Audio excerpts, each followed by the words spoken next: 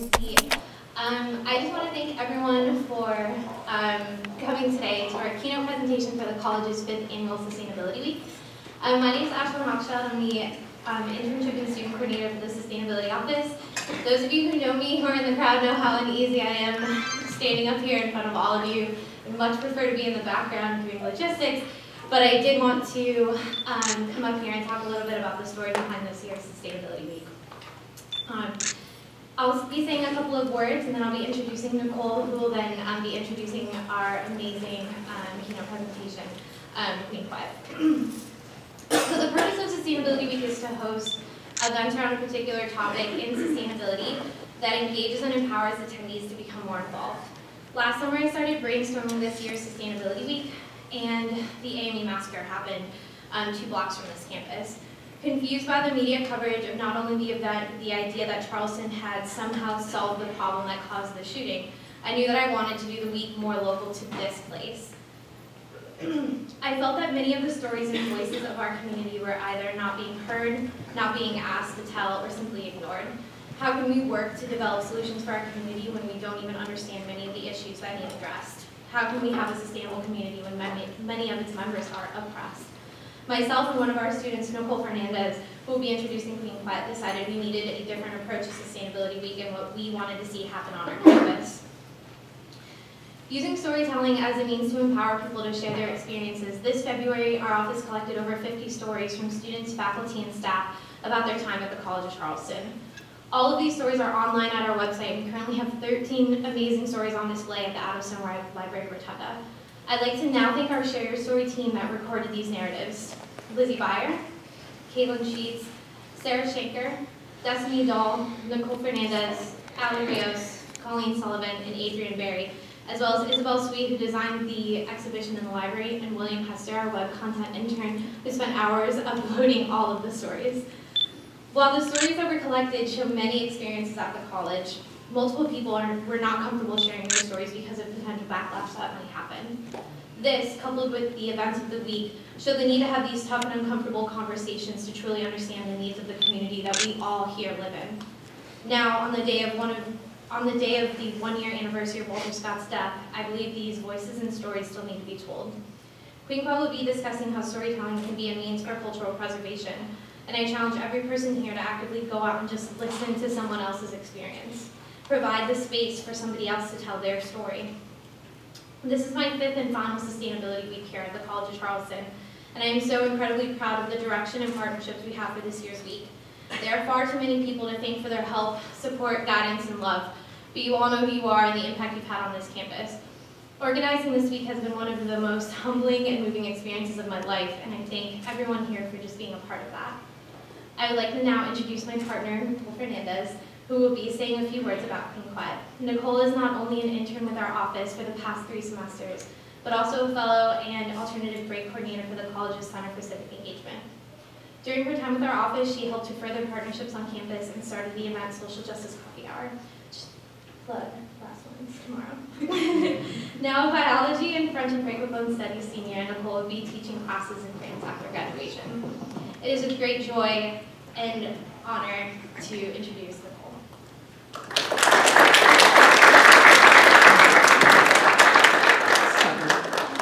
So as Ashlyn mentioned, she hates being the center of attention, but she has given so much to this campus and to this week that we would be ridiculously amiss if we did not take a moment to thank her for everything that she has done. So if everybody just join me in a quick round of applause and a big thank you.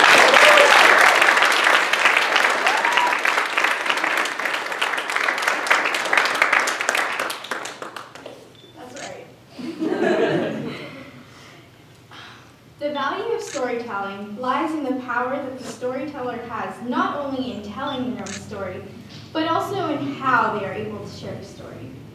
My personal introduction to the importance of storytelling comes from an alternative break experience I had last June, where I learned about how storytelling can be used as a tool to ensure the representation of unheard voices. Coming back from this experience was definitely transformative, because it was the first time that I thought about the importance of being able to share your own story, and how powerful that can be for minority and underrepresented groups. It made me think about how integral storytelling had been to preserving traditions and cultures, and how empowerment and autonomy are so closely linked to a strengthened identity and sense of community. These things, combined with the rather passionate monologue in Ashland's office, were essentially what sparked the idea for me to have the Sustainability Week to be about the value of us. Many conversations about sustainability revolve around energy, economy, and the environment. But there's a key part missing, and that's us. The question we wanted to highlight this year wasn't how we were going to sustain ourselves, but what exactly are we looking to sustain? Is it going to be a place where people are oppressed, marginalized, disenfranchised? Is that going to be a place where development trumps diversity, where capital trumps community? Or is it going to be a place that recognizes the inherent worth of every single member of that community, regardless of economic background, citizenship, race, gender identity and expression, sexual orientation, cultural background, and religion? Community is to sustainability what storytelling is to community. It is a grounding agent that links the past to the present to the future. Nowhere is this connection between storytelling, community, and sustainability more clear than in the story of the Gullah Geechee community of the southeastern United States. Queen Quet, chiefess of this great nation, is the first democratically, reading your notes, is the first democratically elected head of state of the Gullah Geechee corridor, which runs from North Carolina to Florida. This nation is made up of free communities of former slaves on the Sea Islands of South Carolina, as well as a rich culture that is uniquely influenced by their West African roots, Caribbean and Creole exposure, and indigenous traditions in the Americas, as well as the Christian settlers. Queen Quet graduated from Columbia University and Fordham University. She serves as the chair of the Gullah Geechee Cultural Heritage Corridor General Management Plan. She has also presented on human rights and the injustices suffered by different marginalized people across the world. Additionally, she is also the first Gullah Geechee representative to address the United Nations. I present Queen Quet and the importance of storytelling as cultural preservation.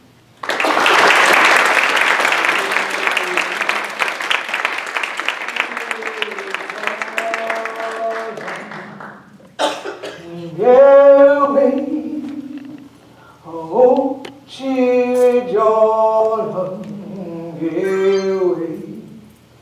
Chile, Jordan, I want to cross over to see my Lord. Whoa, that yonder dressed in a white, I want to cross over to see my Lord. It looked like the children of the Israelites. I want to cross over to see my Lord. Well, who that yonder dressed in a red? I want to cross over to see my Lord. It looked like the children that Moses led. I want to cross over to see my Lord. Well, who that yonder dressed in black? I want to cross over to see my Lord. It looked like the children are turned back. I want to cross over to see my Lord. Get away, Chile, Jordan.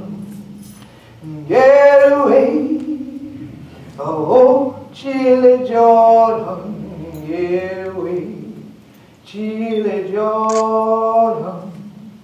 I want to cross over to see my Lord.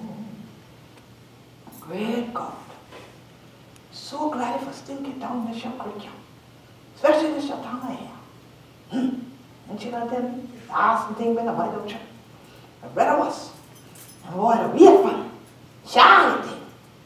And then, the great quarter thing off. And we now upon the seat. And they getting young. One for tip and net.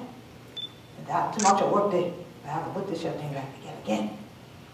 You can for snow seat. It's your nature. Daddy done been a user. Ma done been a user. Brother was me grind daddy them. See him, daddy done learn how to do everything like that. And great God, and my daddy done learn me how to do this shit. And show me how to grab that thing like this shit. And I remember the first time they tell me to grab like this shit. And hold on. I said, hold like you know, hold up your skirt. And they said, yeah, but don't hold up your skirt, just hold up this shit. And you hold on up and turn your teeth like this shit. And the mom said, get out, let you let loose, y'all. But you not let loose, great God, you keep quiet with the bullet. My mom and them never told me about this. Just did it, great God, if you do it on, and just hold up that skirt down like this shit, and fling them out. Not throw any teeth out. You know, everybody got their own way. The only thing will come is when Hunter cast that thing up, that whole sucker come round. Great God.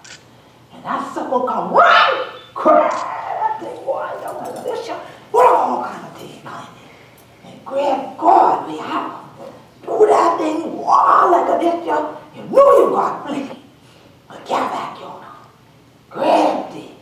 When it be come in, there's a one gas. I had a whole thing up for them. And grab one, bucket. Have a cow one for dump here, cow two like this here. Go on back. Now, come on, Chuck. Cows all kind of 45 times and thing like that. And first getting up for this here. I said, what here? And what's going on in that car, Chuck? Look you on. And see one big old thing like this here, but they out there. That's what great God went in. I think you're going to be here for now. You're going out to see people like a mosquito fleet. And they're going out like a show me back to. I did not see these people out there in the kind of things of water here. And I wonder, can't get no swim. Right over. Catfish are thing ungone. I know what my catfish will be at. Yeah, cat, I ain't know. Every time I look on my house, cat is thing there, and catfish that they look like they're gonna run off. And I ain't want them to come. Huh? Oh, they'll say, great God, gal, you ain't know it. Man, time ain't fuss with me, this shut down dog. You gotta go on her, down there, then she on her like this shit, and just do that job. Sure, the shrunk that thing up there. That's how much we did it. Plenty for it. No. And Kiara said, let me go on out, show my father in the curtain, and still claim he ain't catching nothing, dog. He said, what happened? Yeah, you want to show. And then, and I still know, but they shut down my box and called me and look. And then people say, stop on the claim. Then the first one was pack up the bag, they're running. They were. And meanwhile, we needed it. Right, Joe?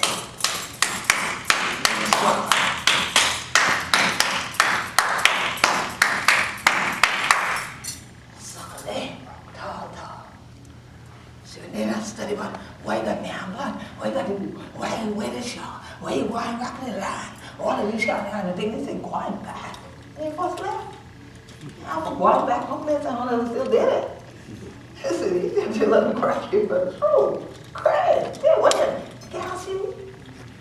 Or we were there, and Jacksonville, North Carolina, Jacksonville, Florida, Tennessee, one was still dead, feeling thing like this, just like a big daddy, mama, them, the daddy, long time. I see that not study with all dog. He said, he ain't been enough. He said, he's so good. We ain't know nothing. We know what we are. They're black boy. But you can't see it, she don't die for honor. We know what we do.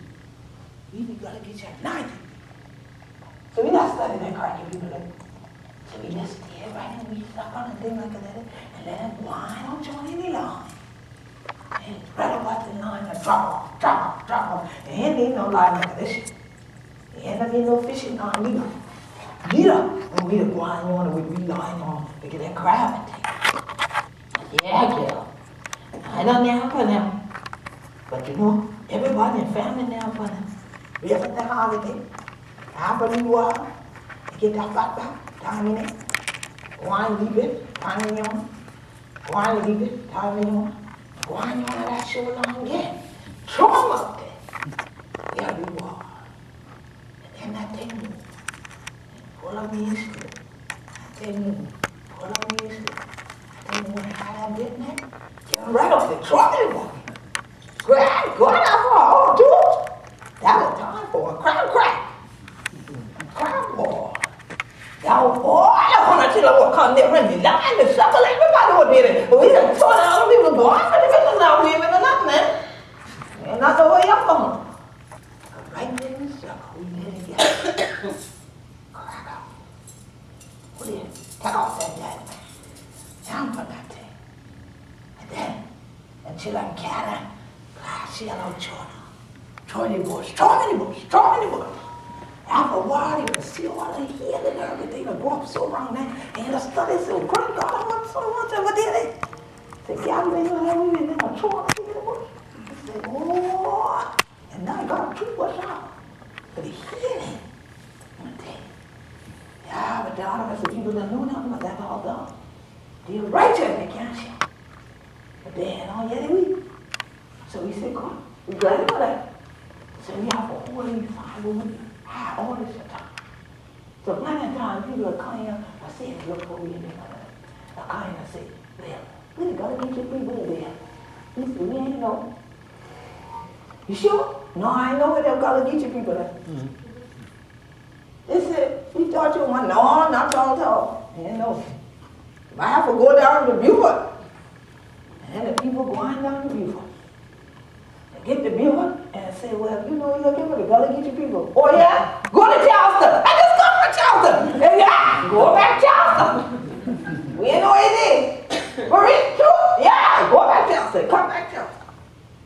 That's what people say. Ain't know nothing about that. I see plenty of time we to do that thing because we have to hold on to it. So in here, crack your teeth and things like this. Now even on tongue, people look at you like, oh, don't do that. Because they're more used to people speaking like this, especially downtown. So that this way, what they have in the circle, just stay in the circle. But when they go outside that circle, the people outside the circle even never know all the things they have in their circle. Like where the places are that they still can get their shrimps and their fish and their crab and healing herbs. And that they still have land where they can harvest their food from every day. Nobody had to come and set up no boxes with no wood around the edge and then put no body thing in there and all of that. When we see that, we say, oh, look at the children playing in the sand. Oh, how cute. That child know what we playing in the sand, bartender. I said, no, shush. I'm trying to learn agriculture. Agriculture! And then I'm doing me these little boxes like this, yeah. They ain't no doing nothing. Shut your mouth, I'm trying to learn. And they said, oh, kid in there, gonna feed much over there. They must have one box each, and then they gonna eat one box of it. I said, yeah, that was gonna happen. I see, we can't do it like that.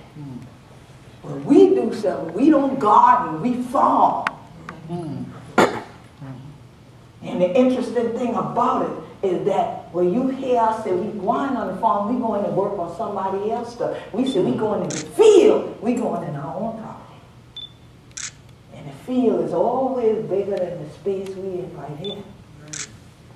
So when you hear that song like stay in the field, oh, stay in the field, stay in the field.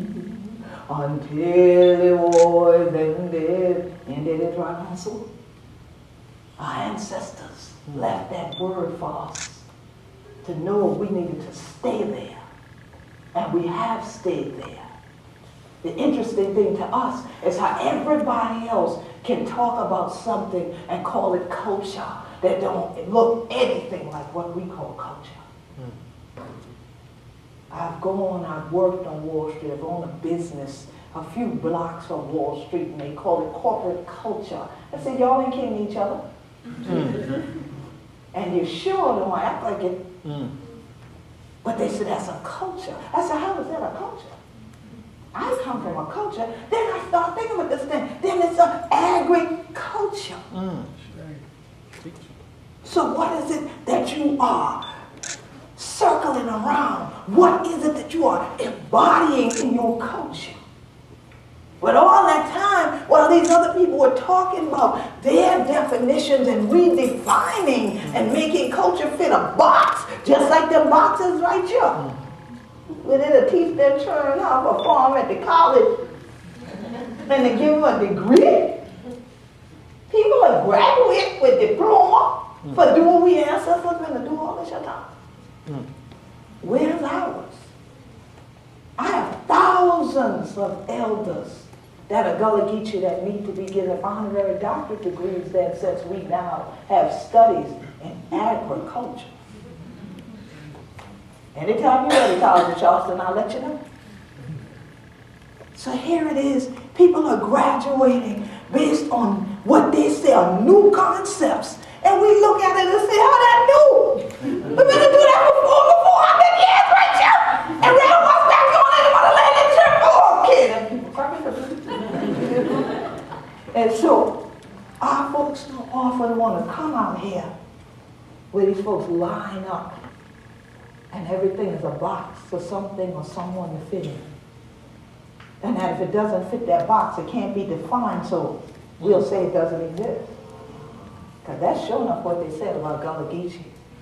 Say it was a myth, it's a legend. It was everything except a culture. And then all of a sudden somebody would come on and then they'd crack a teeth like this and they say, oh, what is that?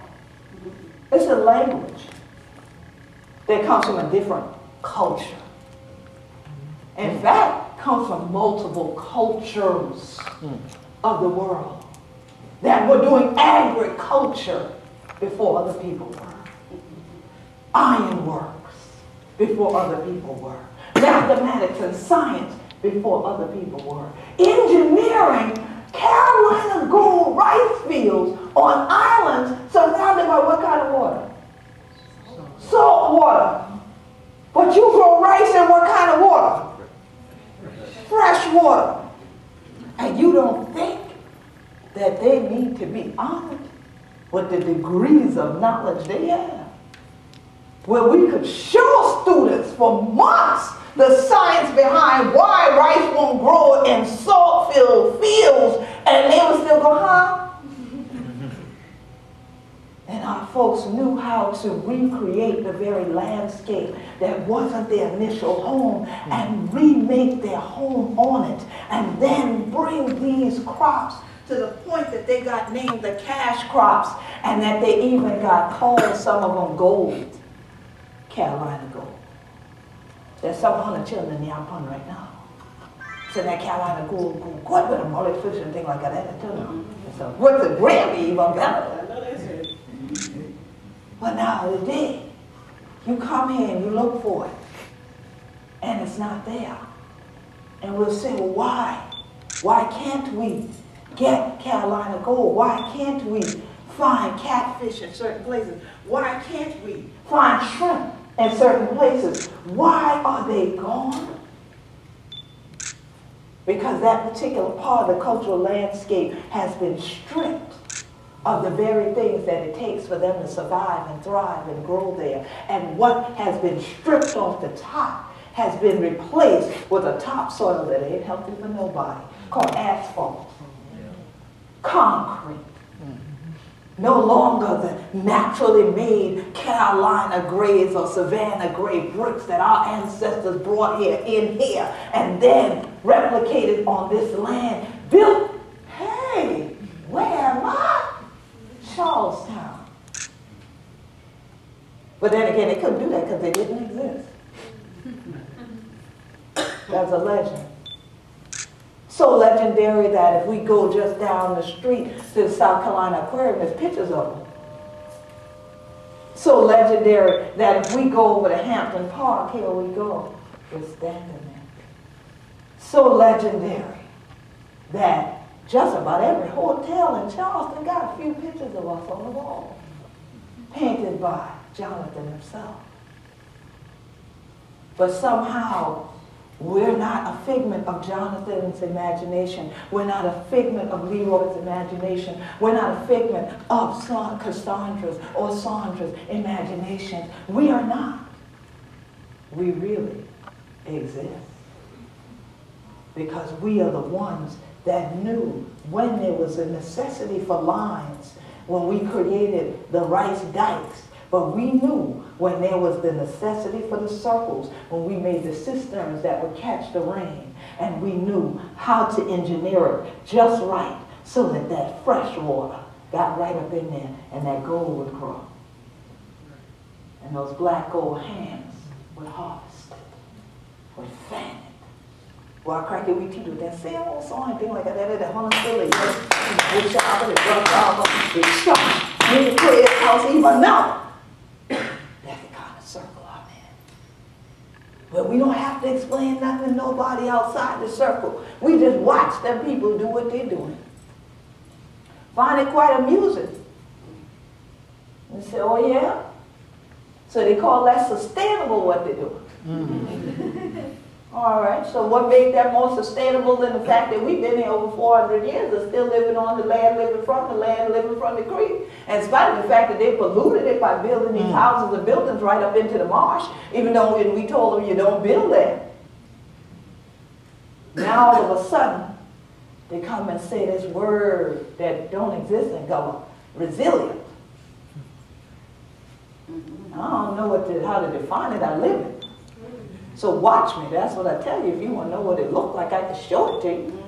But then they say, well, how do y'all adapt? I said African people have always had to adapt the same way our ancestors, the Igbo, Mandinka, Malinke, Yoruba, Gola, Gizi, Mendi, Temni, Fiki, Bidyo, adapted to no longer being on the western coast of the motherland, adapted to not being in the Senegambia or the Rice Coast or the Gold Coast. They adapted to being in an area y'all call the Low Country because it's technically below water, and even then, made it high country because they sure had some high sea island cotton growing that made a whole lot of money for a whole lot of people except them. But yet, they still dressed in their fine cotton clothes. And they held their heads high when going to the church and the prayer house and the woodshop, the English sun. Yeah, that family tree ain't never been able to be broken. Because we knew the protection that that circle always would bring. We knew the nourishment that the circle always would bring. So when we go out casting, we're able to sustain the family by bringing in 10 buckets full of shrimp or 10 shrimp. Trust me. Even with 10 and 20 head of children, somehow we find a way to feed everybody. Even if we got 10 shrimp. It's going to be a way that everybody will eat. And so today, when folks come trying to find out from us, well, how is it that you know what you know? I said, well, you know, in the Gullah Geechee Nation, we have a thing called collective consciousness. I understand if you don't understand that, we understand that everything's not about the individual. It's about a bunch of individuals being together, united in the circle at all times. Even when others might not understand what they're doing, why they do it, or anything. So people say, is that right? Yes, that's right. And that circle can adapt to get larger, but what we sure don't want it to do is adapt to get any smaller. But this continued destruction and displacement of our community has caused many of our Gullah Geechee family compounds to get smaller over time. Because family members have moved off, migrated off, have been forced off. Because they say, well, ain't enough here for everybody. See, when you're individual, then yeah, you want it all for you. That's why you say ain't enough for everybody else. But when you are from a communal community, you realize that there's always enough for everybody. It's a matter of what kind of mathematics we do to divide it up. And more than that, to share it.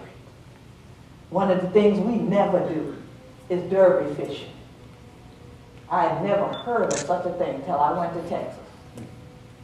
And we spoke with other fishermen, and they said, yeah, every year, you know, these guys go out here in the creek and they do derby fishing. I said, what a time! I said, now that makes sense why now I see things off the shoreline that I never used to see. Large, huge, massive commercial trawlers. That's what they are doing, derby fishing. But then who gets the fines for what they do? The Gullah Geechee fishing folks. The fishing families who still only going out with cast nets, who still only going out with a fishing line, who every now and then going out with a gig, every now and then going out with a seine. They change every law imaginable without speaking to us about what we do, not fully knowing what we do, and claim we getting fined with tickets because we cannot continue to do what we're doing, because then you can't sustain the fishing stock when we are only taking a bucket or two to feed our family in our family compound, and somebody else just took a ton of seafood out the ocean.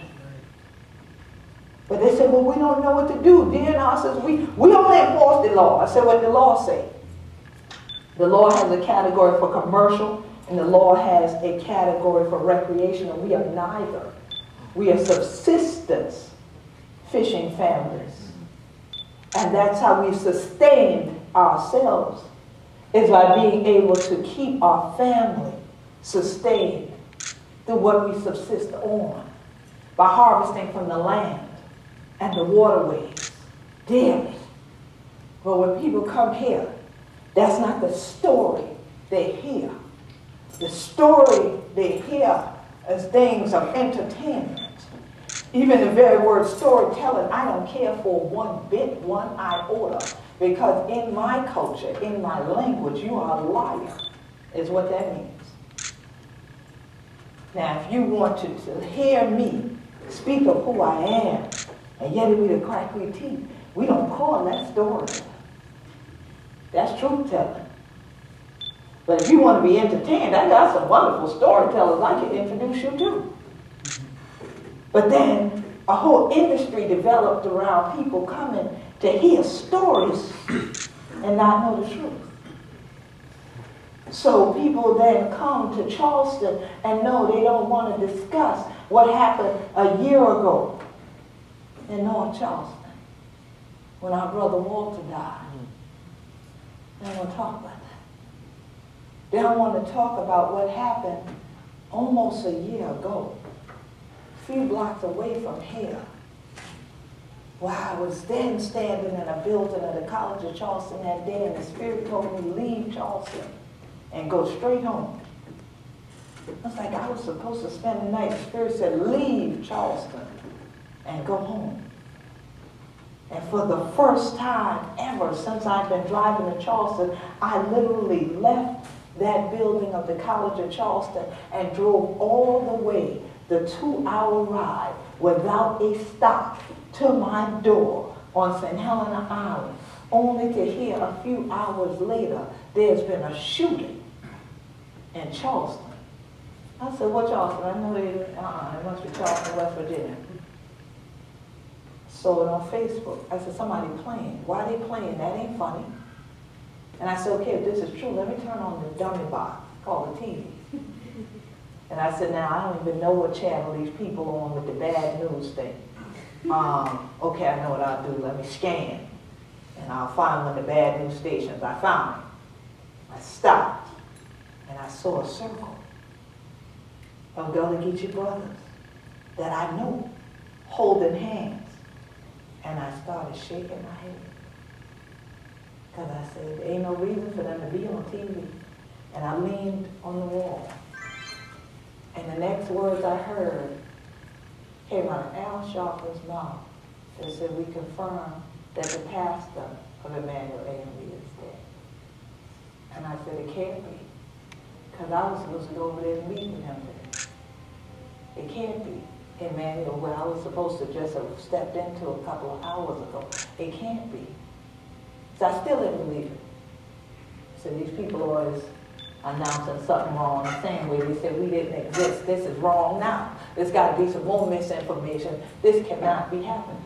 This ain't happening. I was just there ain't nobody was shooting, I would have said, this is wrong. This is gonna be a wrong report.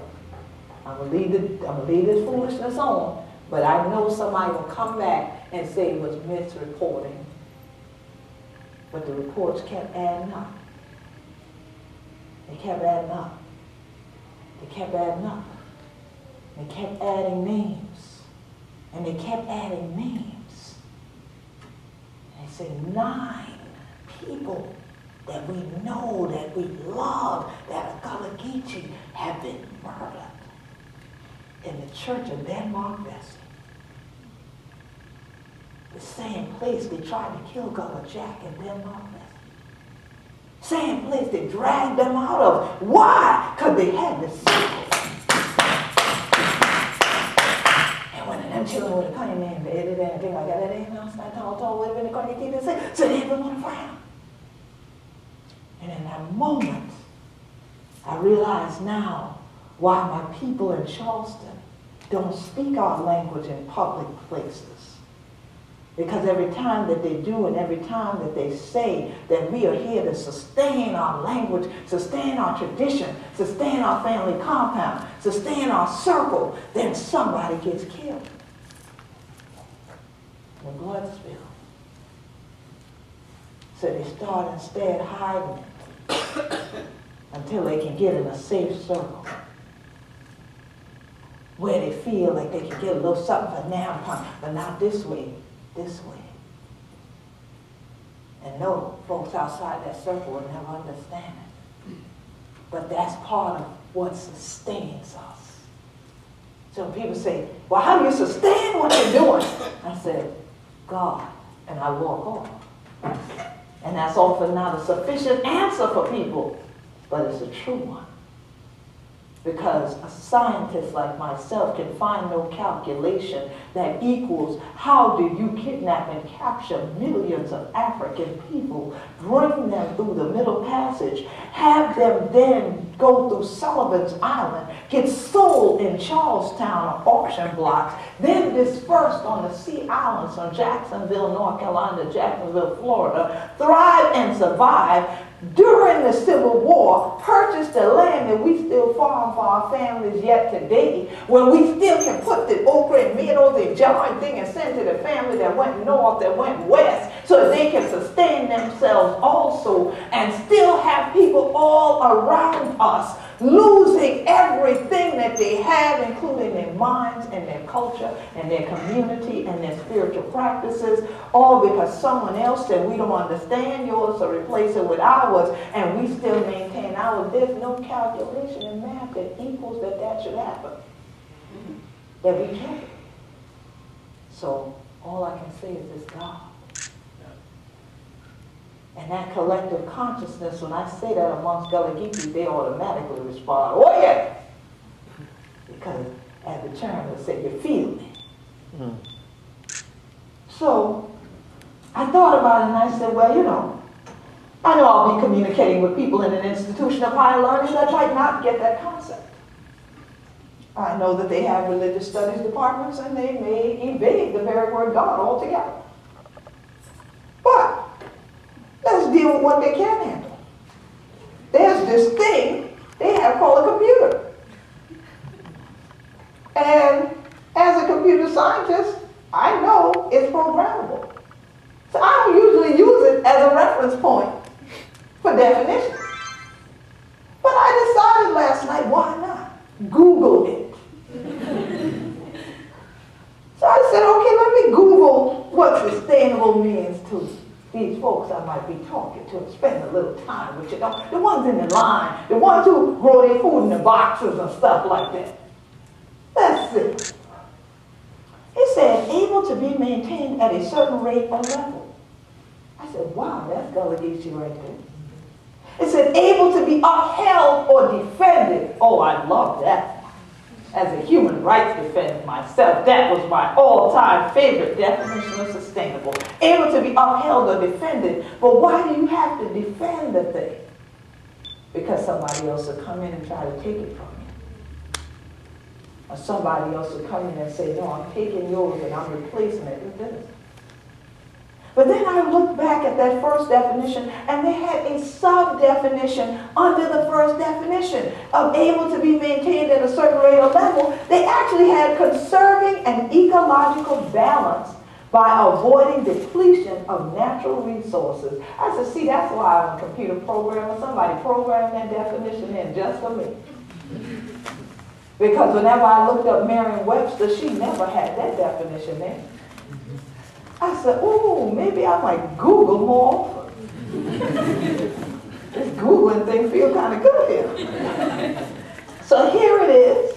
I said, well, let me go to old Merriam. Let's see what Merriam has to say on the very same topic. I know that we're in these institutions, we have to do cross-referencing and the like. You understand? All right. So Merriam said, able to be used without being completely used up or destroyed, involving methods that do not completely use up or destroy. Immediately, I knew why the Spirit told me, bring my cast net. Because I don't usually bring my cast net unless I'm going down to the creek. And that particular one there, I don't let go in the creek. Because our cast net maker, who is now 92, he's about to be 93 years old, sold that one for me. So I wanted to be here for generations and generations. And I have the ones hanging in my house that my father made, that his father taught him how to make. And they still have been sustained over multiple generations of our family. And I said, we were able to use those, go out and get the resources to feed the families, and we haven't destroyed them. So why is the rest of the world thinking that they know more about sustainability than we? Who did they go to think like that? They're chilling, must be crazy. So I said, well, I have a few wise people like those at the College of Charleston who do come and talk to us and say, how do you do what you do? And even when we tell them, they don't adapt. Ooh, that's the unfortunate reality. They think it's just something to talk about, something to tweet about, something to write a paper about, something to present death by PowerPoint with, and that type of thing. But they don't adapt. They don't now take in the methodologies that we tell them to use and then apply them. We need you to do that. We need you to help us help DNR. And really, it's our General Assembly, not DNR, because when the General Assembly gets the understanding, they'll change the law and then DNR will enforce it. Get them to understand that people who have been able to sustain and maintain the ecological balance on these sea islands, or these folks look like me, that's called Gullah Geechee, and those are the ones who the law should protect, not penalize. Because we're not the ones going out there using the resources until they're destroyed. Then you can, yes, I like you. She's doing this, all right? Because this is our African tradition. That is part of that collective consciousness. You go and get what you need, not what you want. You use as much as you need and you leave some for another day. We've been taught this in so many different ways, and a lot of Gullah Geechee proverbs I ain't going to even get into because it'd be too complicated for you. But just know that's what it amounts to. My mother and I would say things like, well, how much car can you drive one time? Because some people want to have 3 cars. What one person needs 3 cars for? You can't drive but one at a time.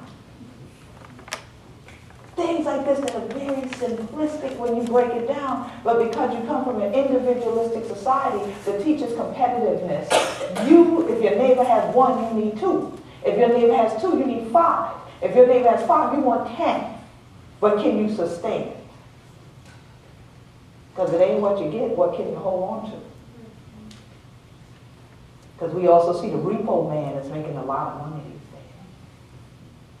But there's no repo man for getting back our sand when we build on sensitive shores of sea islands and we break down the ecology so much that you cannot put anything there and the shoreline can no longer be sustained.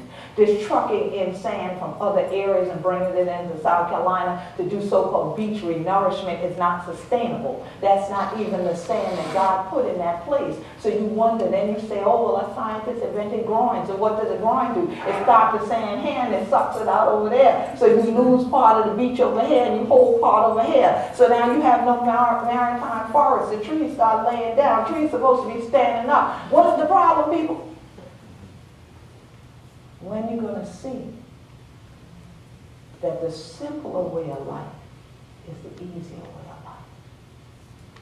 I know y'all call us primitive. Oh, but I am an Ivy League graduate, so I'm very happy to be a very primitive Ivy League honors graduate. Thank you very much. Quite privileged in that way, that I can see things here as well as here. And I can calculate ahead of time what the outcome might be. And I would not send you to program the world to operate in the way we're doing now. Every one of us can and does make a difference.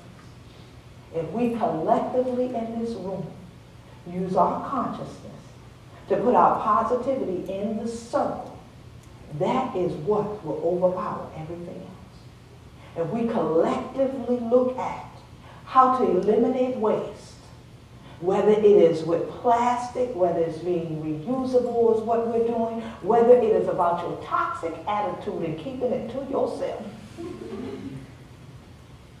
Trust me, we will start to see a shift in the right and the positive direction that we can then sustain, because as our circle broadens, there'll be that many more people that say, y'all look good, y'all are healed. Wow, I met you 20 years ago and you still look the same way. And they'll say, well, how do you do that? Come in our circle. We'll show you better than we can tell you. So this morning, I thought about this word collective again. And what came to me was cultural oversight and living legacy, enriching conscious traditions in vital environments. That when we use the word collective in the Gullah Geechee Nation, that's what it is. Cultural oversight, living legacy, enriching conscious traditions in the vital environment. Nobody had to define it for us. Nobody had to Google it to know that if we nurture the earth and we call the earth our mother, that if you don't treat your mama right, you ain't going to have a good life. If you have life at all. So we cannot say things we don't understand the meaning of. We say a lot of things and then don't live it. If you're going to say it, live it.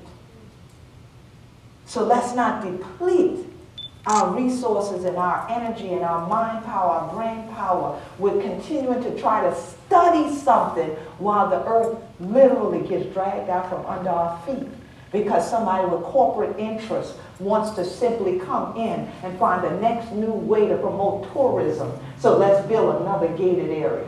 Let's build another resort right up into the marsh, right up into the shore, right on these sensitive shorelines. And let's don't worry about right now what pollution might go off and run off into the waterways and kill the shrimps and run away the catfish, and then make it so you can't get enough crab that we could have a big old crab crack for everybody in here without bringing the crab from another country or another part of the country or some other waterway. Let's not just waste time studying theoretical things when everybody in this room has lived long enough to see that we've got to a point where there's no reason to even say what season you're in, because the season's changing by the minute. This morning I needed a sweater. Got it here, now I'm hot. When I leave out, I might need a jacket. Might need an overcoat and an umbrella.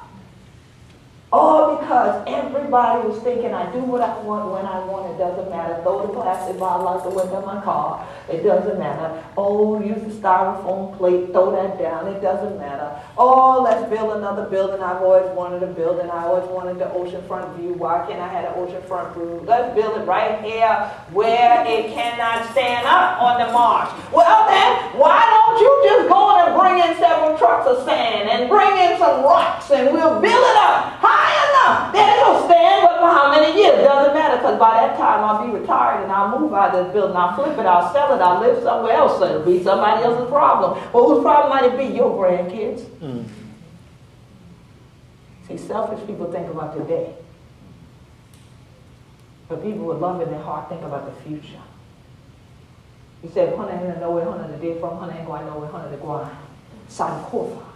Go back and fetch it. The Sankofa bird is similar to the Gullah Geechee Nation circle. It flies in a circular way such that the neck is bent backwards holding an egg, and as it flies forward, it is ever reaching back. So for every generation, it's encompassed in that circle. The past, the present, the future. Birth, life, death, afterlife is all in the circle.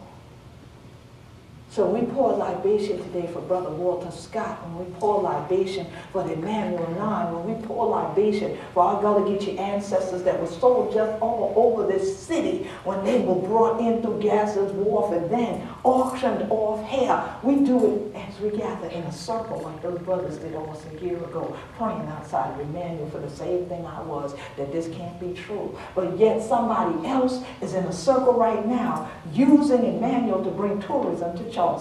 Somebody else is in a room using Walter Scott. They call it the Walter Scott effect on the cover of the newspaper. That was disgusting to me. I said, what does this mean? These people are having an effect that is a negative one on our minds if we get caught up in their madness. So my thing is I unplug from the line and I get back in the circle. And I say, oh yes, generation and good. The strongest power to sustain us all is the higher power. And we all begin to tune in consciously with positive energy every day. Oh, trust me, we'll make it change. We'll make a shift. And our circle will be global. It won't just be little circles on our sustainability shirts that are interlinked, but it'll be all the people that all the little pixels in those colors represent around the world. And so when they come to Charleston, may they not come to see where blood was spilled, but may they come to see how the soul was tilled. And may they recognize the culture that built it all, the Gullah Geechee culture. And we be Gullah Geechee anointed people.